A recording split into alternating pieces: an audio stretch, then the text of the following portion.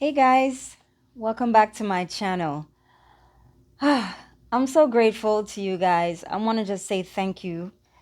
Um, and I always want to make sure I acknowledge all my subscribers, letting them know how grateful I am that you are still with me. And I'm looking forward to increasing my, how you say, subscribership so that we can keep this channel rolling. I've been telling you guys now on a couple of occasions that new things are happening for me. I'm looking forward to doing other things. I am currently in the States. Ghana is still my second home. However, right now, this is where I'm going to be for a little while until I decide to go back to Ghana. So we'll see how that goes. Working on replenishing, regrouping, um, remodeling, just refining certain things, and just looking at other ways and means how to get things accomplished. I'm also here for family. It is so critical for me. Usually I'm by myself. I travel alone. I go different places, visit, do whatever, everything I've done mostly alone. And so now I am making some changes with any luck that I can continue to build and, solidify my relationship with my daughter, as you all know, near and dear to me. Now I have a grandson, so that's also a big plus. And so I'm looking forward to that. That experience is new to me, and so I'm enjoying it for the most part. I'm going to enjoy it. I'm going to take the time. I'm going to nurture myself and enjoy the time that I have with my grandson and my daughter.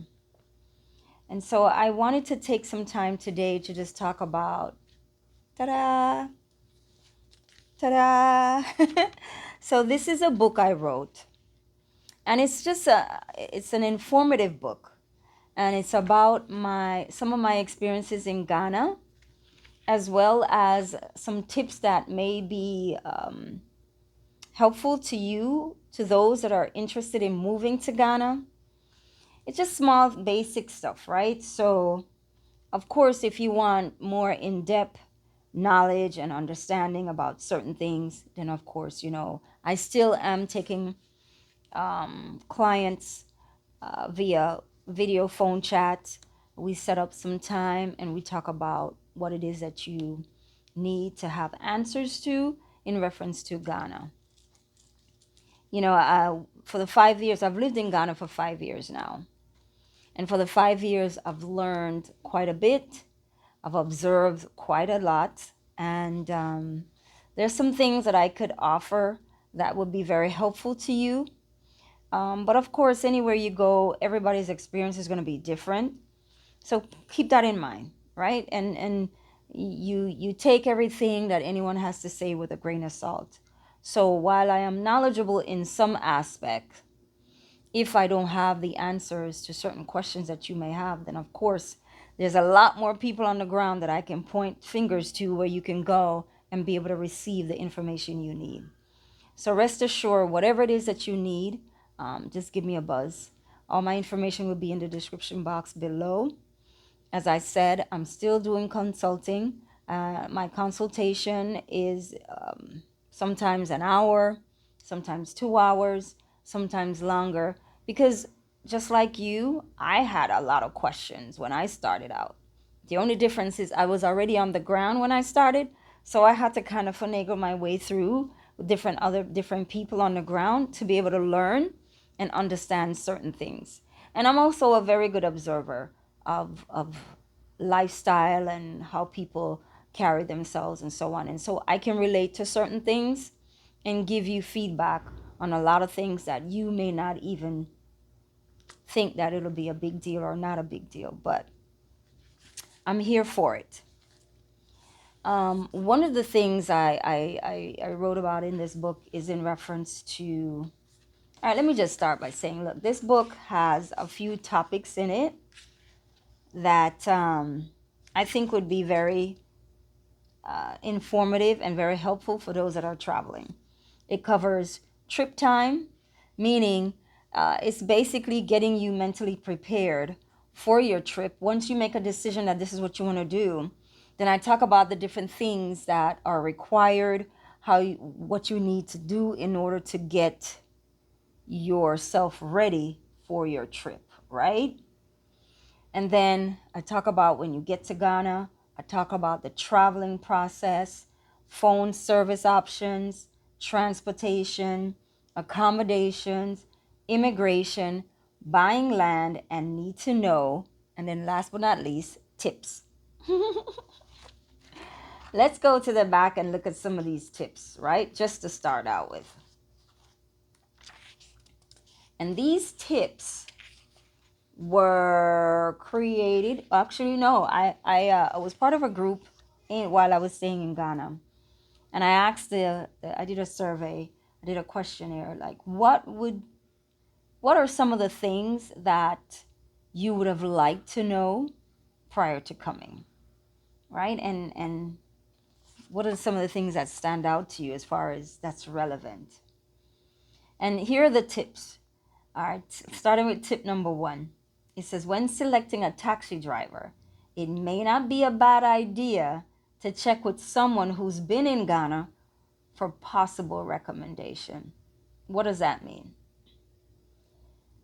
Taxi drivers in Ghana are a dime a dozen. They're all over the place, right? So you will never run out of taxi drivers. However, if you don't know the person, just like anywhere else, they will take you for granted.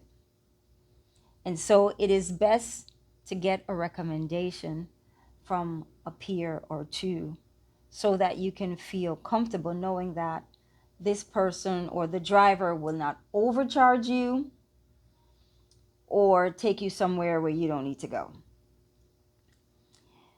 Any country, anywhere you go, you're going to have good, and I'm going to keep saying that, I'm going to keep repeating that because sometimes people forget good, bad, and indifferent.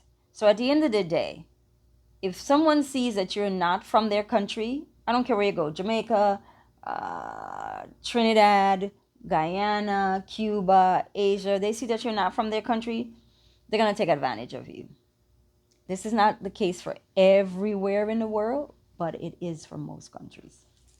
And I can't say that for sure because I know there's a lot of other people that have traveled a lot more than I have.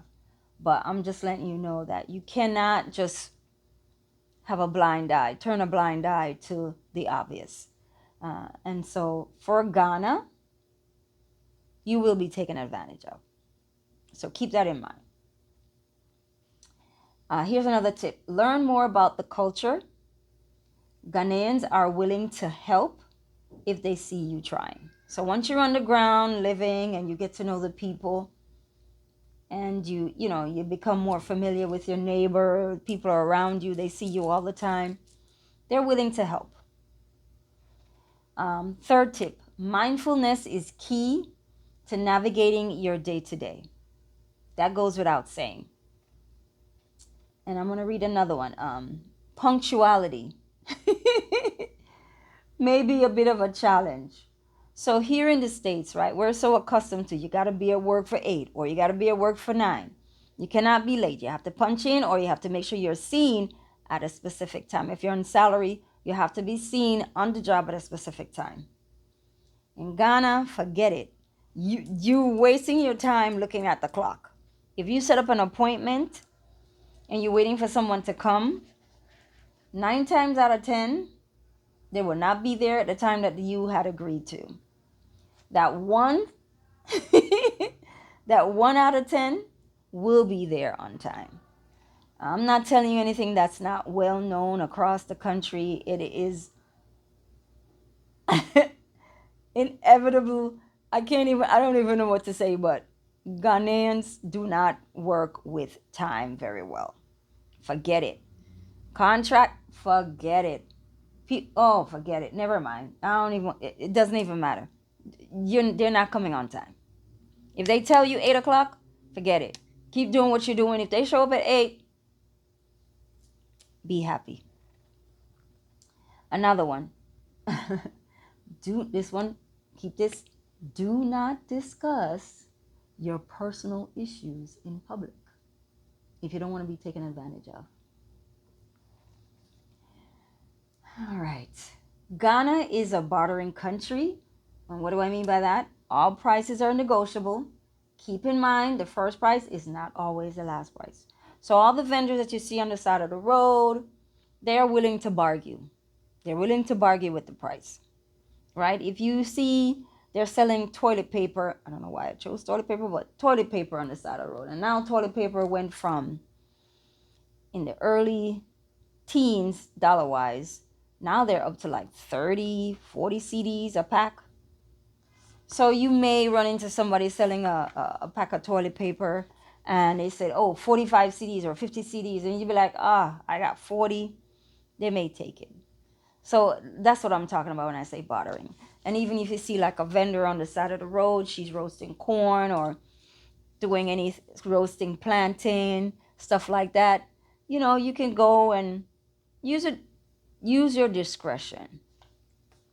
Most of the time the bartering comes into like big ticket items, clothes. If you go and you see a dress or a shirt for 350 CDs, 350 CDs, you can go and probably get it for like maybe 325 or 300 CDs, depend on how well you are with bartering. But they're pretty good at working with you. Some people are very, very cut and dry. They won't change their price and just walk away.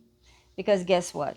If she doesn't want to sell it to you, you walk down the street and see somebody else selling the same exact thing.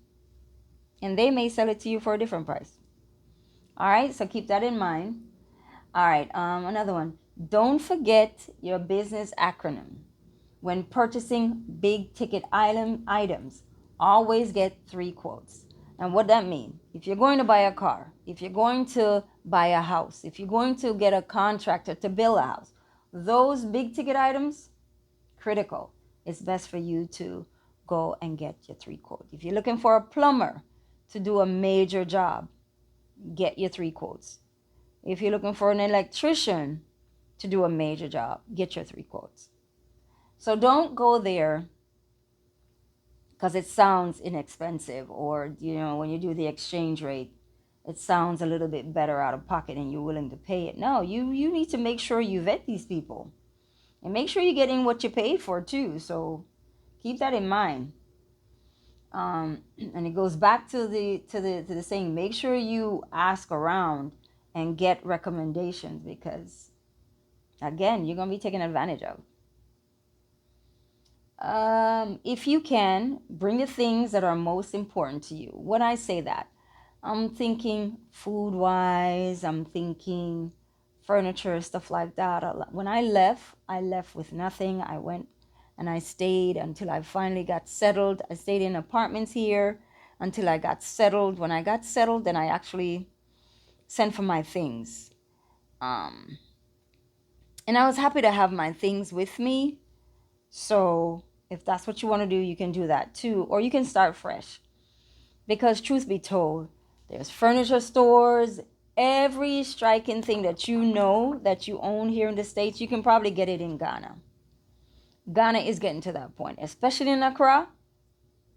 Everything is becoming modernized. Everybody is, the more people want, the more people, the supplies, the more, how you say it? The more demand is the more the supply increase. So as people continue to move to Ghana and they see the things that are lacking, they open up a store, they open up a shop, they open up stuff so that you're able to purchase these things. So these things exist in Ghana, so not to worry. Let's see. Bring flashlights. Make sure you have flashlights and batteries. I say make sure you have an emergency kit, right? Because the lights go out very often in Ghana. So whatever you can, solar light system, whatever you can, you need to take it with you. It's important. Unless wherever you're going to be staying has solar panels. And if they have solar panels, then you don't have to worry about light issues.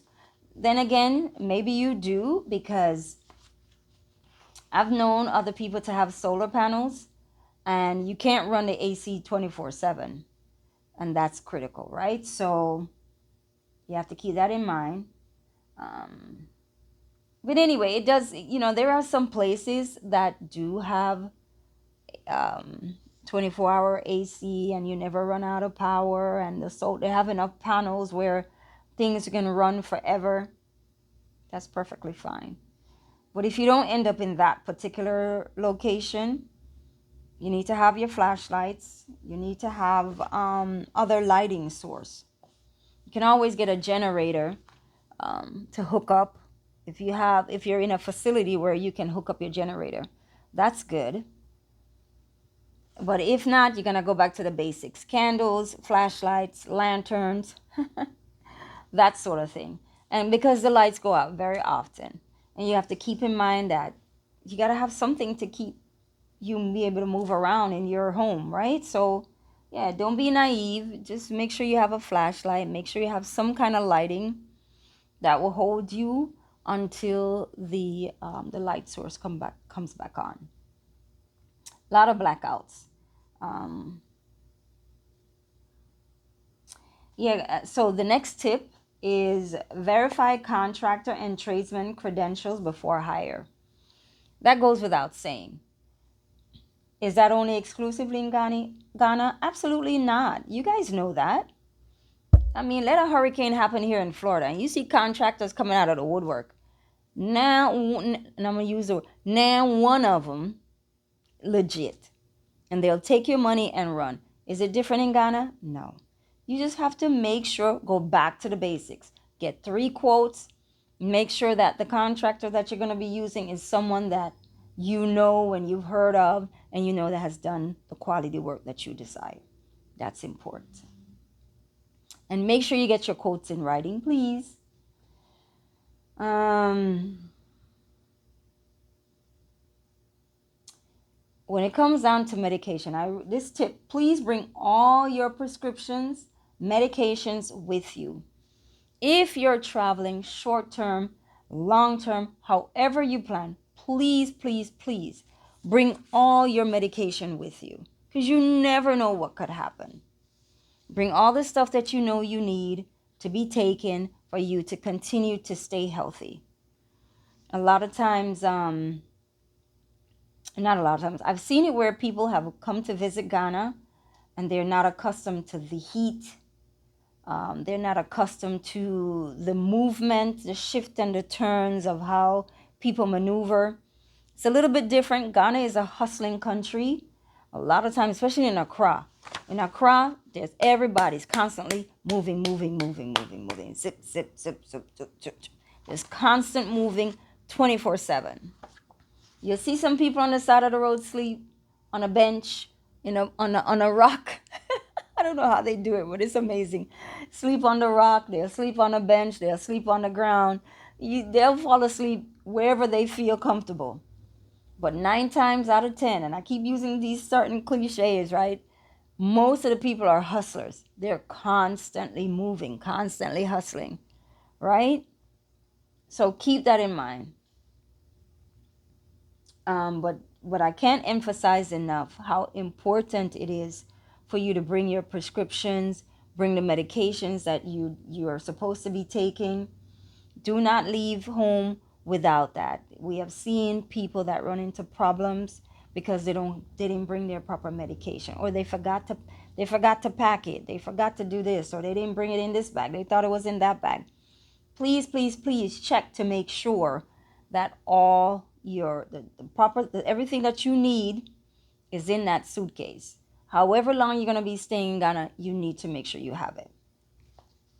One of the things I can tell you, Ghana has an abundance of pharmacies. So you can take your prescription to the pharmacy and they will refill it. Abundance. So keep that in mind, so that if you run out, I feel my eyes are a little tired today. I don't know why. I think I got enough sleep, but then again, you never know. A lot of pharmacies in Ghana. And so it's very easy for you to be able to replenish your medication or get something close to what it is that you're taking, right?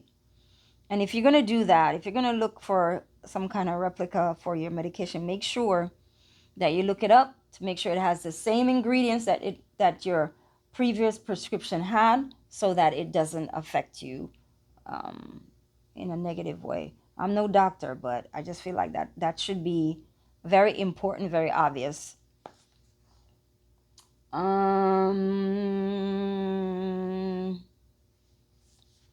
Let's see what other tips I could read. This one is a good one. And this tip says, I would like to recommend you brush up on your defensive driving techniques. You're gonna need it. Driving in Ghana, especially in Accra, is not for the weak. Be on the grind, okay? Trust me. Let me see, what country, what state does it remind me of? It's a combination of Jamaica, New York, and Houston. Very, very, very thick traffic. No, the lanes are not respected. In for the most part, the taxis are in and out. It's crazy. On a good day, you'll get to your destination in good time. On a not so good day, hour and a half, 2 hours to get to your destination. Be prepared and don't play around. Ghanaian dishes. Okay, this other tip. Ghanaian dishes are very, very, very spicy. And it's different. Be mindful that if you're not a person who likes spicy food, don't be gullible and go out there and be like, oh yes, I'll take it. Is hot. Okay? And I'm gonna let you try it for yourself. You'll see. But it's worth trying at least once, right? Because you're in Ghana, for Christ's sake. You might as well.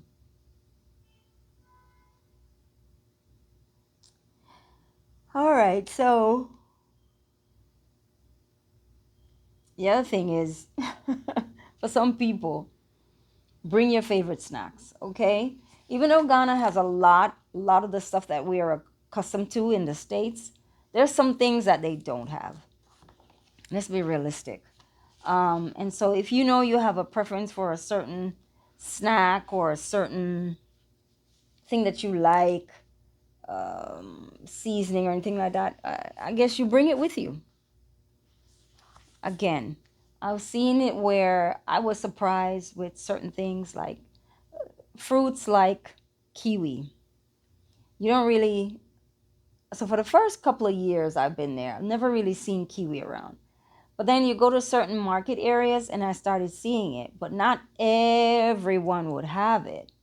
Maybe one or two different vendors on the strip would have kiwi.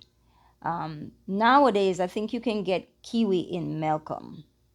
I think if I remember correctly. I'm trying to remember if I bought any. So you can, or maybe I don't know if it's just Malcolm or Maxmart. Is it Maxmart? I'm trying to remember the name of the other supermarket. Yeah, so look around.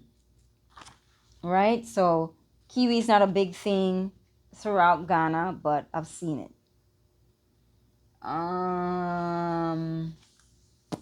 What else?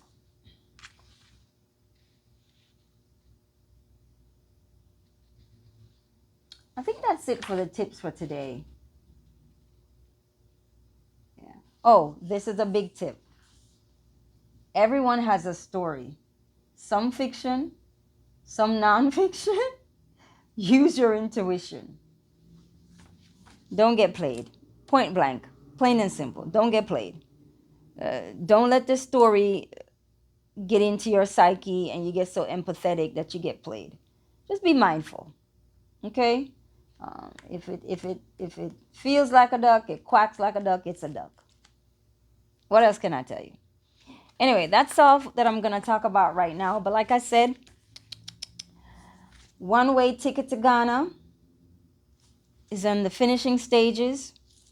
It is on the way coming, and it'll be in Amazon. Hopefully by the end of the month. If it gets to the Amazon sooner, I will let you know. But it has a couple of things. Like I said, it has a few topics that may be helpful. Traveling, phone service options, accommodation, immigration, buying land, which is a big deal, need to know, and the tips I just read to you. So it's just small information to help you along the way, right? And then, of course, I did incorporate a few of my experience. You may look at it as a bad experience or a negative experience, but it's not. It's just something that happened. And just like here in the States, when things happen, you tell your friends, right? You tell your friends so that their friends don't have to have that experience. And so that's basically what I'm doing. I'm telling you certain things so that you do not have a lot of negative experience. So this could help you to be able to eliminate certain things that could potentially happen. All right. So thank you guys for watching. I appreciate you wholeheartedly. And I'll be back soon to talk more about this little book.